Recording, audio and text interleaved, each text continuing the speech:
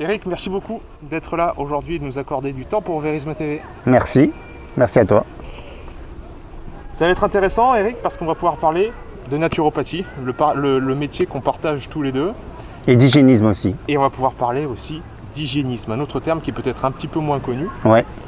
Et j'aimerais que cette interview, tu vois, on découvre un petit peu, tu nous fasses découvrir par ton métier et par l'expérience que tu as d'être thérapeute, d'être naturopathe, qu'est-ce qu'est la naturopathie, qu'est-ce qu'elle peut apporter aux gens, à quel point c'est pertinent. Évidemment, on est dans ma grande librairie, donc on va parler de ton dernier bouquin après. D'accord. Mais dans un premier temps, voilà, j'aimerais te mettre dans le rôle, tu sais, la place que j'occupe à chaque fois quand on me pose la question « Ah, tu es naturopathe, mais c'est quoi la naturopathie ?» Alors, et là, je veux voir comment tu te débrouilles. En fait, moi, je vais biaiser un peu la réponse parce qu'en fait, j'ai du mal à répondre à cette question si je ne parle pas d'hygiénisme. Ouais. Parce qu'en fait, je sais qu'aujourd'hui, et ça, je trouve le débat franchement étonnant, comme quoi, quand on est naturopathe, on est hygiéniste. Quand on est hygiéniste, on ne peut pas être naturopathe. Enfin, j'entends ça sur Internet. Moi, j'ai toujours été naturopathe hygiéniste et je découvre sur Internet, ça fait 25 ans que je fais ce métier, ouais. Et je découvre sur Internet ce genre de polémique. Ouais, ouais. C'est pas un débat, c'est une polémique et franchement, j'ai du mal à m'y retrouver. Personnellement, un naturopathe qui n'est pas hygiéniste, pour moi, c'est sûr qu'il va lui manquer quelque chose. Alors, c'est quoi un hygiéniste? Et après, je définirai pour moi la naturopathie. Ouais. Un hygiéniste, c'est quelqu'un qui a une vue d'ensemble, déjà, et qui considère que l'être humain, pour être en bonne santé, doit faire en sorte qu'il puisse respecter tous les facteurs de santé. Et les facteurs de santé, ça peut être la nutrition, ça peut être l'air, la qualité de l'air que l'on respire, la qualité de soins que l'on apporte au moment des loisirs, de détente, parce que bon, c'est très important d'avoir des moments de travail et de repos. Ça peut être aussi la balnéothérapie, donc les bains, l'hydrothérapie, la phytothérapie, etc.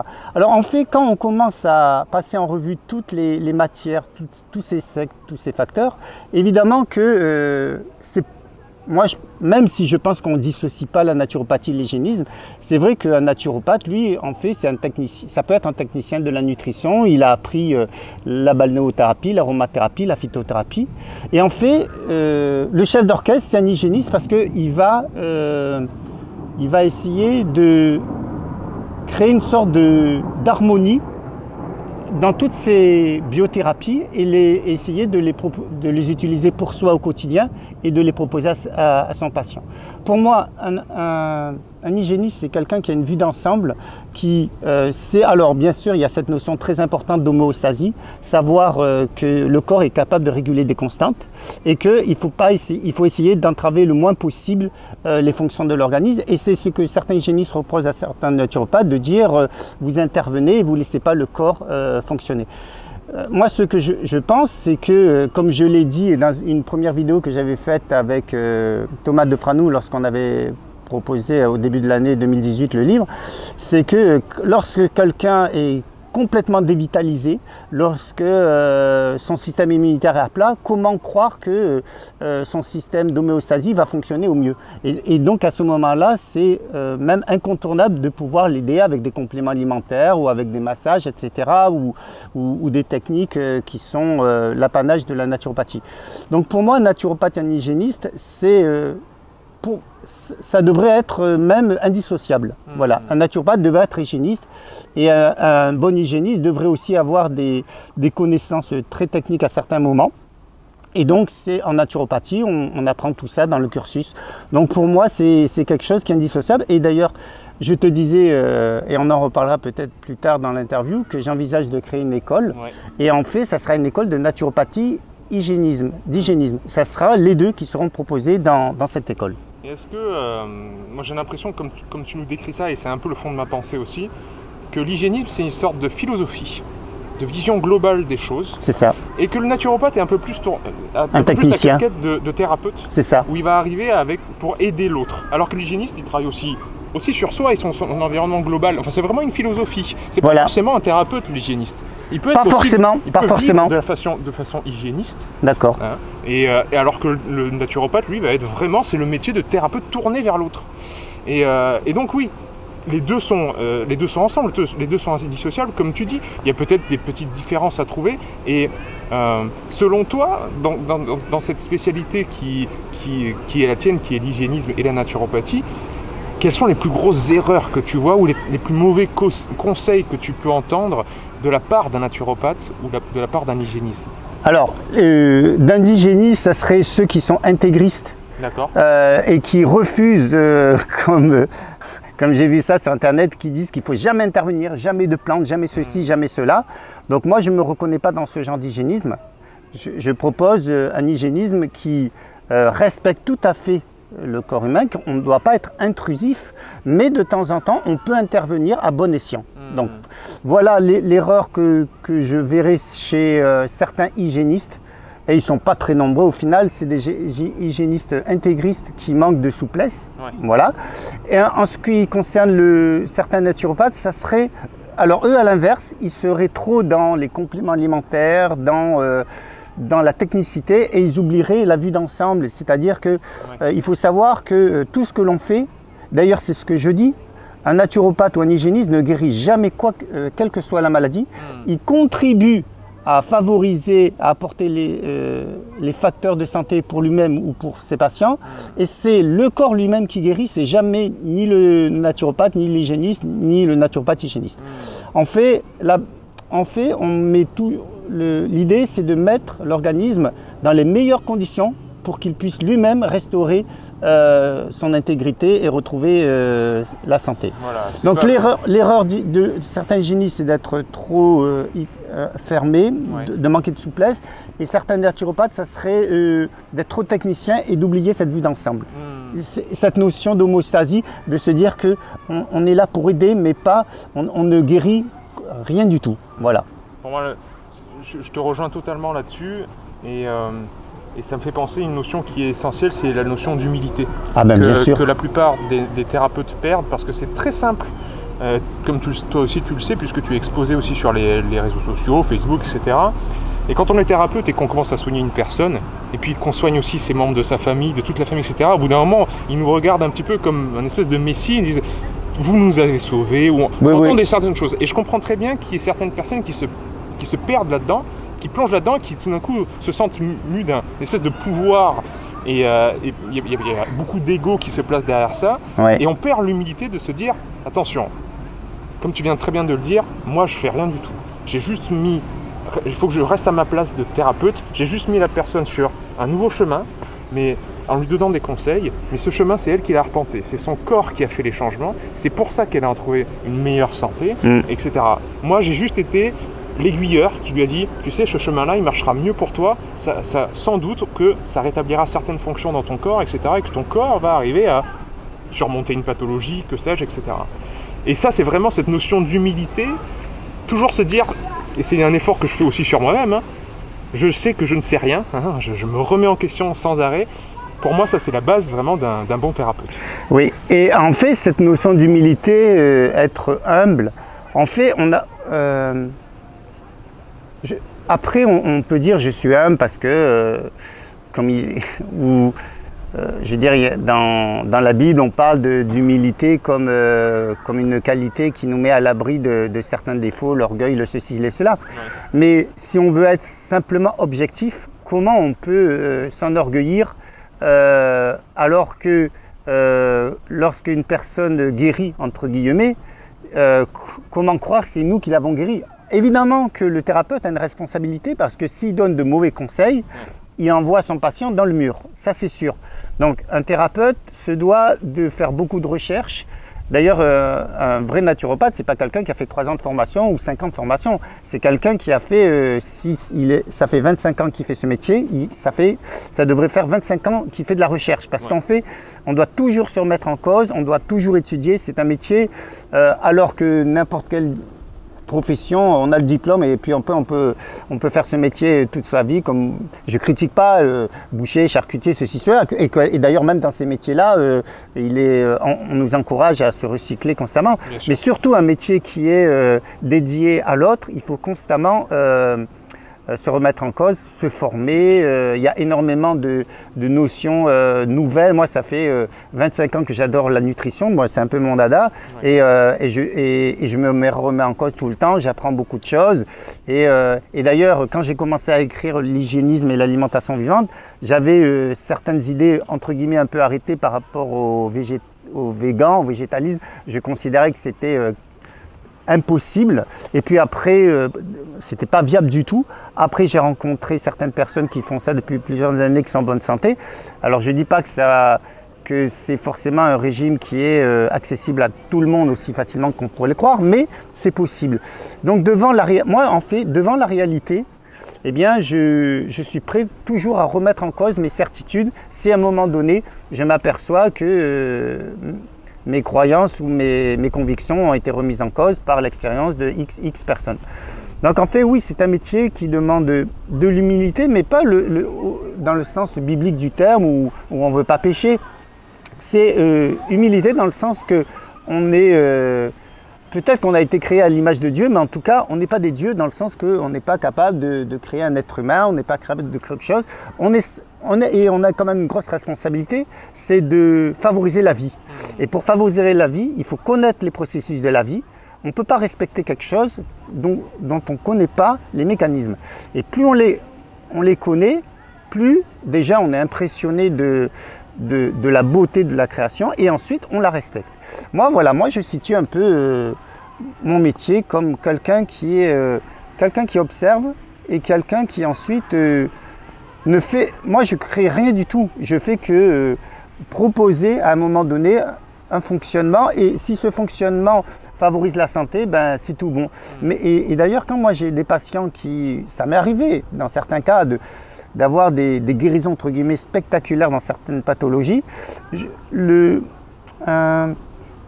n'est pas à moi à dire, ben voilà, franchement, je suis quelqu'un de fantastique, j'ai guéri ceci, j'ai guéri cela. Moi, franchement, ce que je vais dire, c'est pas de la fausse modestie, ça correspond à la réalité. Quand, par exemple, j'ai eu certains patients qui ont eu des guérisons spectaculaires dans certaines pathologies, je dis toujours, c'est 50-50. C'est-à-dire que, évidemment, que les conseils que j'ai donnés, s'ils avaient été mauvais, ben, j'aurais orienté mon patient vers quelque chose d'erroné. Donc j'ai une responsabilité, mais le patient, d'ailleurs tous les patients que j'ai remarqués qui ont obtenu des résultats spectaculaires, ils ont comme point commun d'être des personnes qui sont entre guillemets très entreprenantes, battantes, c'est-à-dire qui sont capables de se remettre en cause, qui remettent en cause leur protocole alimentaire, etc.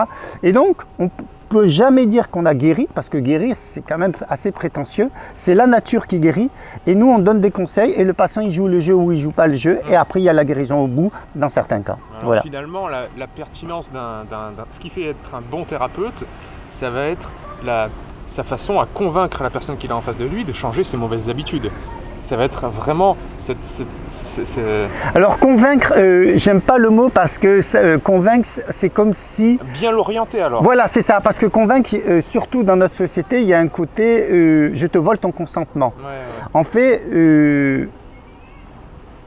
on ne cherche pas à être convaincant, on cherche à être... Oui, d'une certaine manière, on cherche à être convaincant, mais dans le sens, on cherche à être un exemple, voilà. Plus que à dire j'ai raison et vous m'écoutez.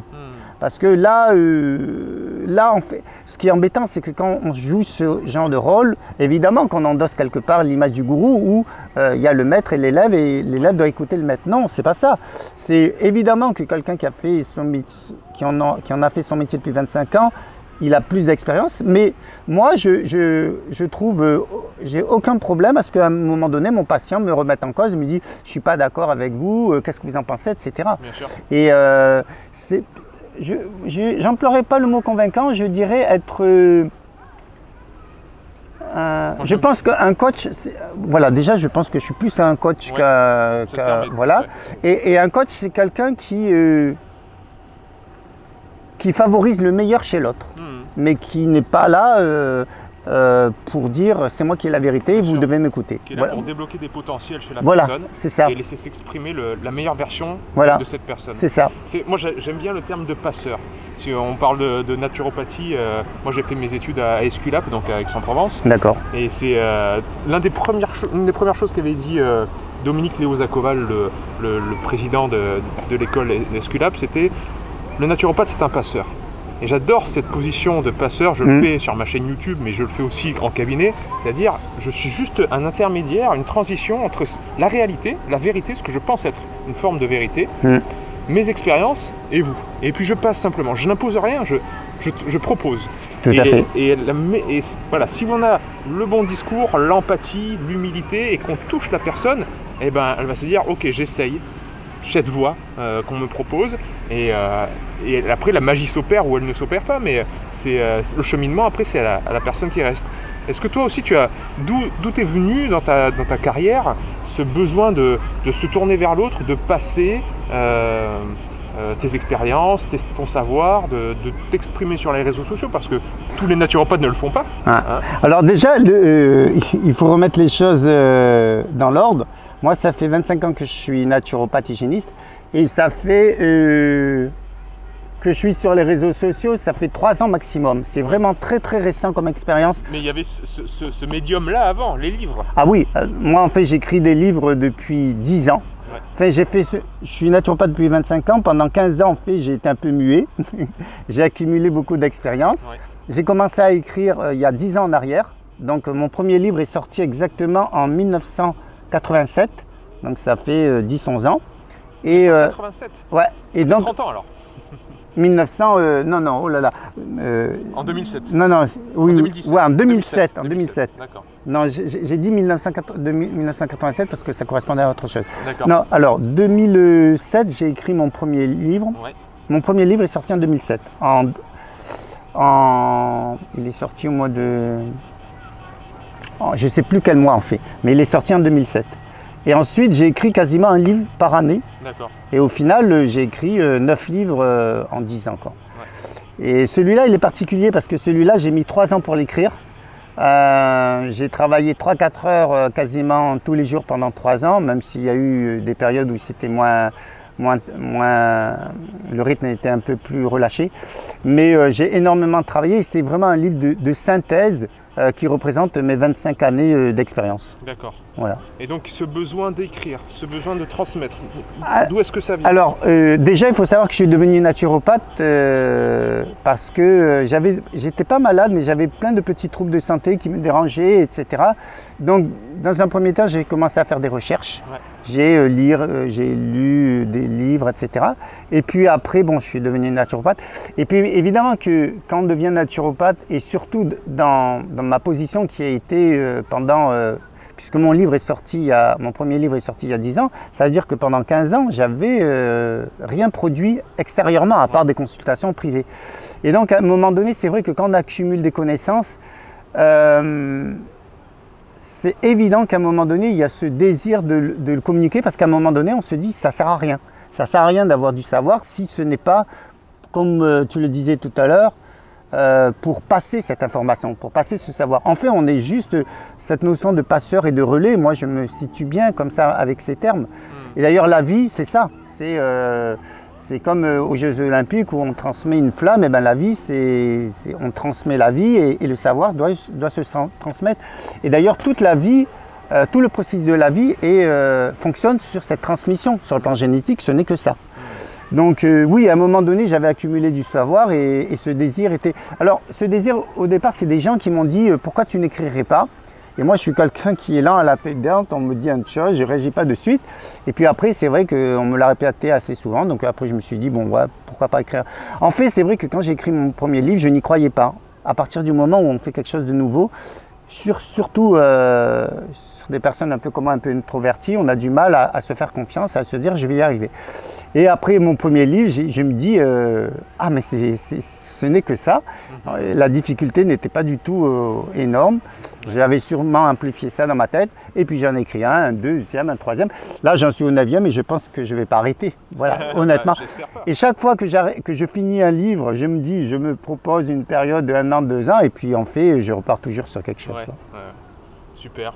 Alors, parlons un petit peu de ce dernier bouquin. Tu nous as dit c'est 25 ans, une synthèse que tu as arrivé à placer dans ce livre qui est épais. Hein, il fait 664 pages et il y a 24 chapitres.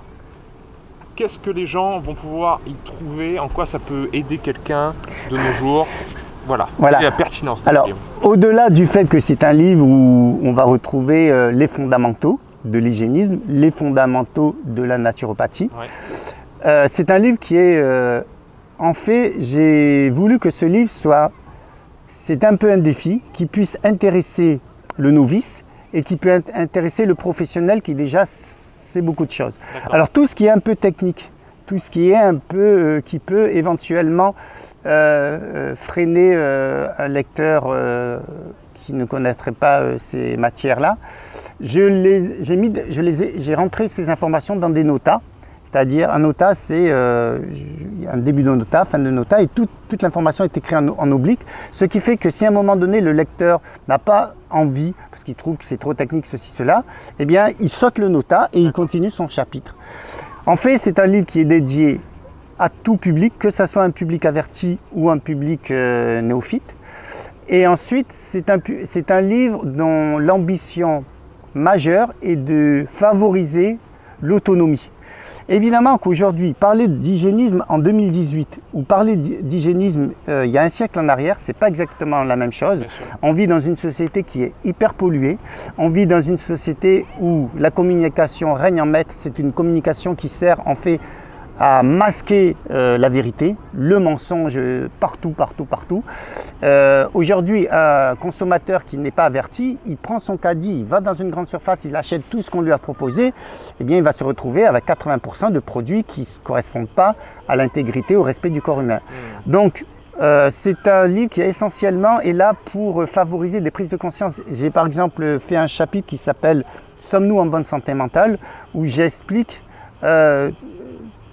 toutes sortes de conditionnements qui nous volent notre santé mentale, dans le sens qu'on croit faire des choix qui ont été faits de manière réfléchie, et en fait on ne sait pas qu'on a été téléguidé pour aller dans cette direction, et toute notre vie, si on n'y prend pas conscience, eh bien on vit comme un automate. Donc c'est plus qu'un livre d'hygiénisme et de naturopathie, c'est un livre aussi qui favorise des prises de conscience, et je n'ai pas hésité à parler de transhumanisme, de politique, d'économie, de ceci, de cela. Et pour moi, il n'y a aucun sujet dont un naturopathe ou un hygiéniste ne pourrait pas parler, soi-disant que ça ne le concerne pas. C'est pas vrai. Quand un politique prend des décisions et que ces décisions affectent notre manière de manger, eh bien moi je suis désolé, s'il faut s'intéresser à la politique, je vais m'intéresser à la politique. Sans pour autant se politiser. Il y a des dérives sur lesquelles je n'irai pas. Mais m'intéresser à des lignes directrices et pourquoi la société va dans une direction plutôt qu'une autre, eh bien quand on gratte, on s'aperçoit qu'il y a des sociétés secrètes qui ont pris un peu le pouvoir, et c'est quand même intéressant de savoir ce qui se passe. Donc moi je parle de tout ça, et pour moi ça ne me pose aucun problème de parler de ça dans un livre d'hygiénisme et de santé. Tu nous livres ta philosophie et ton observation de la société actuelle. Exactement. Donc c'est pas seulement de la naturopathie très objective avec les tenants et les aboutissants de la naturopathie comme les premiers hygiénistes nous l'ont décrit. Mais il y a de ça. Il y a de ça. Mais c'est pas seulement ça. Exactement. Ça va plus loin, puisque tu nous donnes toutes tes expériences et ton regard sur le monde, et aussi ton observation sur les autres facteurs qui vont toucher à notre santé. Et c'est des choses qui sont tout à fait factuelles, c'est-à-dire que c'est pas moi qui ai tiré ça du mon chapeau, c'est des choses qui peuvent se contrôler, se vérifier, et d'ailleurs ce livre est émaillé de références, de vidéos qui renvoient à des interviews, etc., pour que le lecteur se dise pas c'est Eric, c'est les élucubrations d'Eric, c'est objectivement ça. Et en fait, il est impossible de faire des choix conscients lorsqu'on n'a pas tous les tenants et les aboutissants. que ça soit, si vous voulez signer un contrat et que vous n'avez pas lu votre contrat, comment voulez-vous le signer de manière juste? Et ensuite, vous allez être surpris, on va vous dire, ah oui, mais vous avez signé telle clause, et ça vous oblige à faire ça. Et on fait dans la vie, on prend du matin au soir, on prend des décisions, quelque part, on signe des contrats, et après, on est étonné que notre vie prend des directions qui nous étonnent. Eh bien, c'est peut-être qu'on a fait des mauvais choix, ou que on s'est dépossédé de notre pouvoir en donnant à des experts soi-disant le droit de gérer nos vies. Voilà. Donc moi j'encourage chacun d'entre nous. Et la naturopathie, l'hygiénisme, c'est aussi ça, être capable d'observer et ensuite de faire des constats et de prendre des décisions. Je te rejoins totalement là-dessus, et c'est quand je t'ai posé la question du terme de passeur, est-ce que ça te parle, etc. Je voulais justement que tu nous sortes le terme d'autonomisation, parce que c'est ce que j'essaye de faire sur Verisme TV. Oui. Je ne parle pas de santé, je parle d'abord de physiologie. C'est comme tu as dit, c'est voilà les termes du contrat, les grands principes, c'est comme ça que ça se passe dans le corps humain. Maintenant que vous avez cette information, vous allez pouvoir faire les bons choix.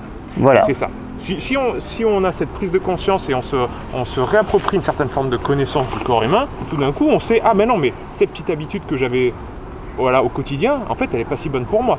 Et puis on remet en question tout son monde, et ça touche, après ça fait effet boule de neige sur l'ensemble de la société. C'est ça, c'est un travail un petit peu d'éveil des consciences. Tout à fait. Qu'on cherche à faire à travers les livres, les vidéos, et toutes sortes de nouveaux médias, de nouveaux médiums qui sont proposés de nos jours.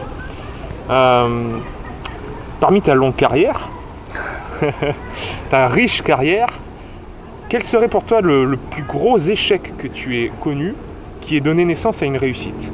Tu vois, un truc qui a été un échec cuisant, mais ça a donné naissance, parce que l'échec fait partie de l'apprentissage, ça a donné naissance à une belle réussite derrière. Alors, heureusement pour moi, j'ai pas vécu les choses. Voilà, quand tu me poses cette question, j'ai pas d'échec retentissant. Mais par contre, j'ai eu des frustrations. Dans le sens que, par exemple, pendant des années, j'avais le sentiment que c'est un métier quand même qui est difficile. Parce que bon, alors, il faut savoir que, je sais pas, mais bon, pour certains, ça va être un scoop ou je sais pas quoi. Mais en tout cas, d'ici 2 à 4 ans, l'État va reconnaître la naturopathie. Ça se dit en coulisses et je pense que ça va se passer puisque dans beaucoup de pays européens, la naturopathie va être reconnue. Aujourd'hui, quand on se lance dans la naturopathie, c'est assez compliqué d'ouvrir un cabinet parce qu'en fait, étant donné que c'est pas remboursé, étant donné que c'est pas officialisé, eh bien, il y a tout un pan du public qui n'ont pas envie de faire ce pas vers le naturopathe ou qui le font de manière très occasionnelle. Donc, et les choses vont changer sûrement. Donc, sans parler d'échecs, c'est vrai que quand on fait ce métier pendant longtemps et que, bon, maintenant ça va beaucoup mieux pour moi, mais ça n'a pas toujours été évident.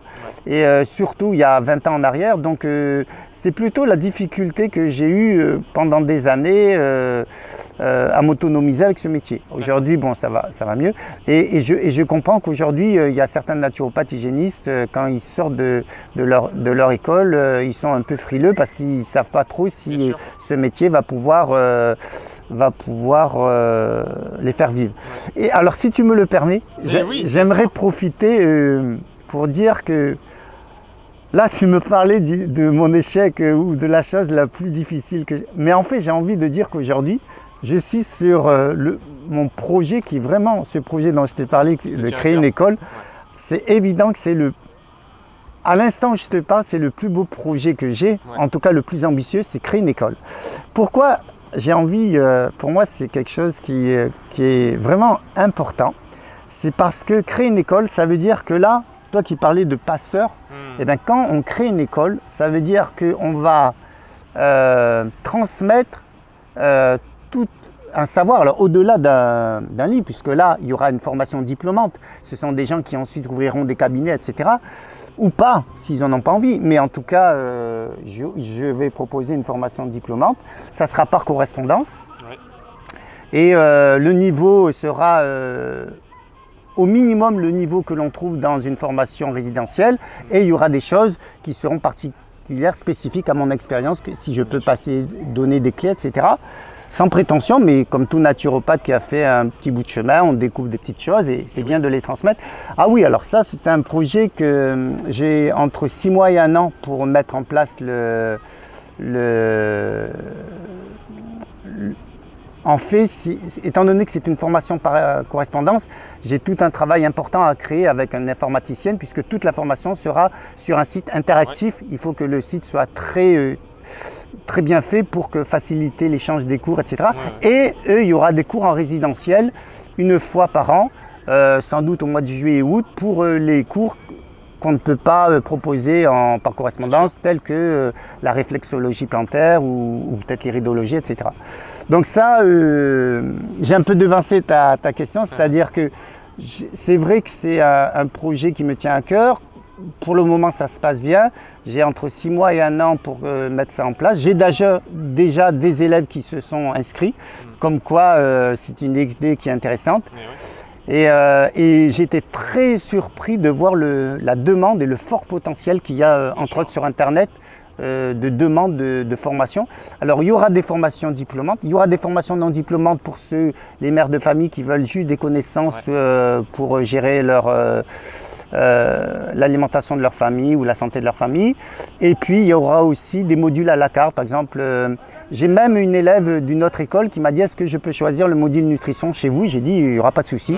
Donc les gens pourront choisir les modules à la carte ou choisir une formation non diplômante juste à titre personnel, ou bien une formation diplômante où je proposerai le diplôme de naturopathe hygiéniste. Voilà. Super. Ben, on va suivre cette actualité avec intérêt et je te propose au moment du lancement qu'on refasse une vidéo. Tout à fait. Tu nous présentes tout ça, ça sera super intéressant. Tout à fait. En tout cas, on retombe sur le principe de passeur dont j'ai parlé tout à l'heure. Exactement. Alors là, en étant chef d'une école, une espèce de, comment on dit, responsable directeur d'école. Responsable. Ah bah on devient directeur, bon le mot est très pompeux, mais c'est vrai que oui, je serai responsable d'école.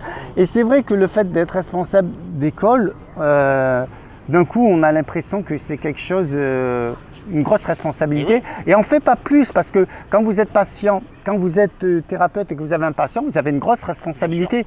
Là on fait, je vais contribuer à former des thérapeutes et en fait c'est une expérience qui, c'est un nouveau challenge. Moi je pense que chaque fois qu'un livre est sorti, de suite je suis parti sur une nouvelle création. Et là en fait j'ai pas envie pour le moment immédiatement de créer un livre. Celui-là m'a pris 3 ans et c'est vrai que quand ce livre est sorti en janvier de cette année, j'ai eu une période où je me suis dit mais qu'est-ce que je vais faire? Mais en fait c'est pas que je cherchais absolument à faire quelque chose, mais c'est vrai que j'adore les défis. Et du coup j'avais plus de défis et c'est une ou deux personnes qui m'ont dit: est-ce que tu pourrais nous former?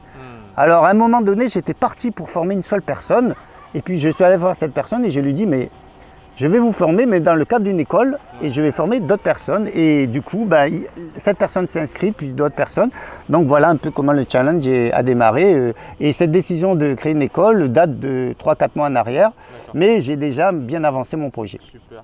Je souhaite que de la réussite. Voilà, merci beaucoup. De toute façon, 9 livres, donc ça veut dire qu'il y a beaucoup de gens qui te connaissent, oui. Ta philosophie. Celui-ci, voilà, il est nouveau, lisez-le. Et si, au-delà de la naturopathie, vous avez toujours été intéressé par ça, mais vous appréciez les réflexions de Eric, son parcours et ses connaissances, sachez que bientôt, il va y avoir sa formation. Donc voilà, ça va être d'autant plus... sa formation dans le cadre d'une école. Oui, dans ton école, quoi. Oui, d'accord.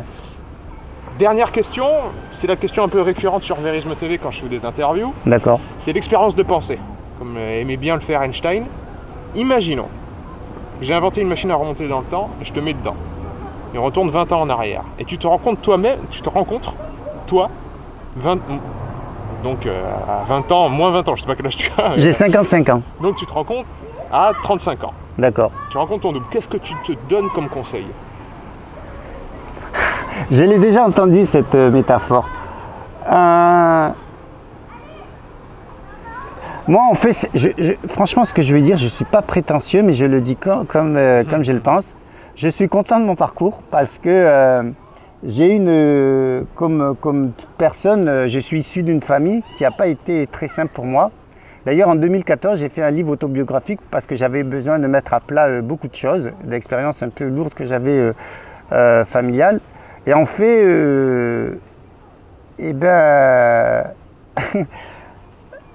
c'est pas du tout de l'orgueil, mais je suis plutôt, je me dirais, ben écoute, alors c'est quoi la métaphore? Il faut que je me voie 20 ans en arrière. Oui, et tu te rends compte plus jeune. Ouais. Tu rencontres ton toi de 35 ans. Ouais. Qu'est-ce que tu te donnes comme conseil? Et tu sais ce qui va se passer dans les 20 prochaines années, tu sais les épreuves. Dans ce cas-là, je me dirais continue Eric parce que tu es dans la bonne voie. Même si j'avais beaucoup de doutes 20 ans en arrière, mais aujourd'hui, et d'ailleurs c'est un conseil que je passe aux plus jeunes, c'est qu'on a surtout dans ce métier, il y a des moments où on n'y croit plus, où on a des doutes, ben, il ne faut surtout pas lâcher parce que c'est... Quand on fait un métier qu'on est passionné, on dit toujours que c'est le plus beau métier du monde. Mais moi, je pense que je ne peux pas de risque à dire que c'est le plus beau métier du monde parce qu'à partir du moment où on s'intéresse à la vie, qu'on respecte la vie et qu'on transmet ces messages à autrui, eh ben, qu'est-ce qu'il y a de plus que d'aimer, de respecter la vie? Alors, si ce métier permet de faire ça, alors je peux dire que c'est le plus beau métier du monde. Voilà. Et donc, je me félicite d'avoir fait ce choix que j'ai fait à l'époque. J'avais 30 ans quand j'ai commencé mes études, même plus jeune. Et je ne regrette pas du tout ce parcours. Et d'autant plus qu'aujourd'hui, je crée des livres et que je vais créer mon école. Alors, en fait, je ne peux être que heureux d'avoir pris ces décisions il y a quelques années en arrière. Voilà. En fait, tu te dirais, le cheminement, il ne va pas être simple. Mais il va y avoir des épreuves. Alors moi je ne me suis pas posé de questions. Je me suis pas posé de questions parce que si on m'avait montré toutes les épreuves que j'allais passer, peut-être que je l'aurais pas fait. Oui, mais c'est ça. Mais à mon avis, il vaut mieux pas toujours montrer à tout le monde ce qui va leur arriver en termes d'efforts parce que du coup, on baisse les bras. En fait, on a tous une force immense en soi. Si on est optimiste, on sait mettre à jour nos potentialités. Et si on ne croit pas en soi, on s'arrête en cours de chemin. Donc en fait, d'ailleurs, entre ceux qui réussissent et ceux qui ne réussissent pas, et puis le mot réussir, je le mets entre guillemets parce que c'est très connoté, c'est une question de point de vue. Comment moi j'envisage ma vie. Et d'ailleurs, c'est pour ça que je n'hésite pas à parler de spiritualité dans ce livre. Alors pas une spiritualité liée à la religion ou liée à des embrigadements ou des sectes. Non, une spiritualité qui permet de savoir que l'essentiel de ce que l'on est n'est pas physique, elle est immatérielle et que ce côté immatériel qui est la pensée et l'émotion, c'est quelque chose qui fait notre force, notre moteur et qu'il faut savoir sauvegarder et fructifier et c'est ça qui nous fait avancer pendant toute notre vie. Quoi de mieux pour terminer cette vidéo que cette belle philosophie? Voilà. Où est-ce qu'on te retrouve? ericdarche.com, c'est ça? Alors mon site c'est www.ericdarche.com. Ce livre il est essentiellement vendu. D'ailleurs j'avais un stock qui s'est épuisé chez Amazon. Donc aujourd'hui le livre il est exclusivement sur Régénérescence, le site voilà, la boutique Régénérescence. Voilà. Super. Donc on trouve ce livre-là, par correspondance. Tu es sur Facebook, tu es sur les réseaux sociaux? Je suis sur Facebook, voilà, ma page c'est Eric Darche naturopathe. Et cette semaine, je vais créer avec Thomas Defranou un nouveau groupe sur Facebook. C'est un groupe qui va justement parler de naturopathie, d'hygiénisme et d'alimentation vivante et qui tiendra au courant les gens qui sont intéressés de ce nouveau projet de création d'école. Et d'ailleurs, à l'occasion, je ferai, puisqu'il y aura une partie pratique, je ferai des stages d'été et voilà, et des gens comme toi, ça me fera plaisir de les inviter ponctuellement dans mon école. Avec grand plaisir. Voilà. Eric, merci beaucoup. Merci à toi. C'était un plaisir de t'avoir sur Vérisme TV. Alors merci. Voilà, n'hésitez pas, foncez, il y a des livres, il y aura bientôt une école. Et en attendant, à bientôt sur Vérisme TV. Merci à vous. Ciao.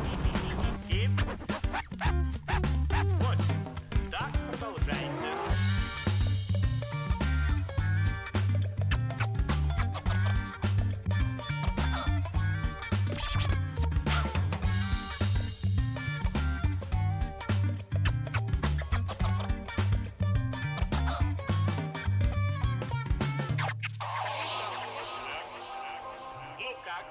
Стали крупно дышать? Отлично.